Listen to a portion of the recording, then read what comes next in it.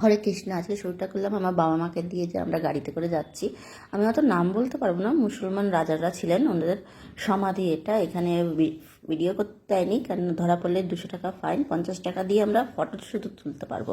তাই এখানে ফটোটাই বেশি দেখাচ্ছি তোমাদের, ভিডিওটা আমি দেখাতে পারছি না, কেননা ভিডিও একদম বার্ন করছে। খুব সুন্দর নকশি ছিল রাজার। আর এইটার মধ্যে আমরা ভিডিও করতে পেরেছি। এইটার নামটা কি, গোলকুন্ডা ফোর্ট ছিল এটাও। মানে এইটাতে গিয়ে 2 ঘন্টা আমাদের লেগেছে। এত পাহাড়ের মধ্যে, এখানে সব কিছু পাহাড়ের মধ্যে। আর একটা ভালো জিনিস কি বলতো, একটা প্রাকৃতিক জিনিসটা খুব সুন্দর। এই যে তোমাদের ভিডিও করে দেখাচ্ছি, আমি এখন একদম নিচে আছি, এবার যাবো একদম উপরে, ঠিক আছে?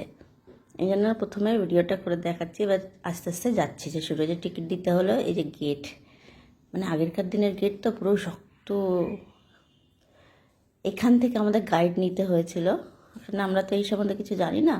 এই জন্য গাইড দিয়ে আমাদের বলতে হয়েছিল, ঘুরতে ঘুরতে নিয়ে যেতে হয়েছিল।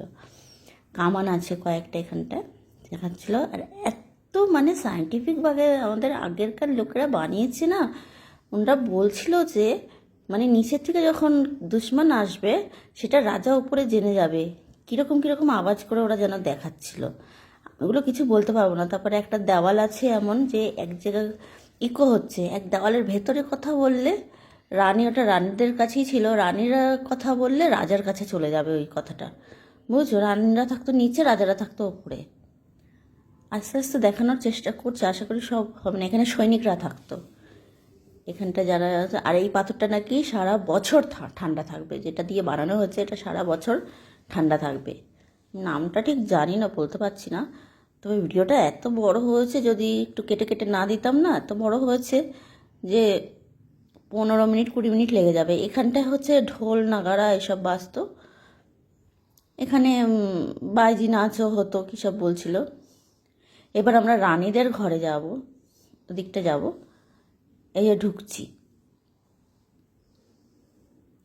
একটা জায়গা দেখাবো তোমাদের। এই যে এটা হচ্ছে তোমার গরম, মানে ওনাদের গোসল করার জায়গা ছিল রানীদের। গরম জল ঠান্ডা জল কি সুন্দরভাবে ওরা তখন সায়েন্টিফিকলি করতো, জানো তো। মানে আর এখানে কি, মানে আমি কিছু বুঝতে পারছি না। অনেক জায়গা আছে তোমার অন্ধকার অন্ধকার, ওখানে এখন চামচিকিদের বাসায় যে স্কুল দিয়ে এসেছিলো বাচ্চারা। এই যে সবে আমরা হাফ এসছি, এখনও হাফ যেতে হবে। তবে সত্যি কথা বলছি, আমি হাফ 300টা সিঁড়ি চড়ে আমি ওপরে যাইনি। এখানটা হচ্ছে বাইজিরা সাজাসাজি করতো, ড্রেসিং হতো সব কিছু। আর ওখানে আলোটা কি করে হতো জানো তো, ছোট ছোট হীরা বসাতো লাইট দিয়ে, সারা জায়গায় ঝকমক ঝকমক করতো, ঠিক আছে? উনি বোঝাচ্ছিল, গাইড দাদাটা খুব সুন্দর বোঝাচ্ছিল। আমি অত শুনছিলাম না, আমি ভিডিও করতে ব্যস্ত ছিলাম। আর ওই যে একদম ওপরে রাজার ছিল, অত দূর আমি সত্যি যেতে পারিনি। খিদে পেয়ে গেছিলো বলে একটু ম্যাকডোনাল্ডে ঢুকেছি, ওখানে খাওয়া দাওয়া হয়েছে। এই যে আমরা সবাই খেয়ে দিয়ে এবার গেছি বিড়লা তারামণ্ডল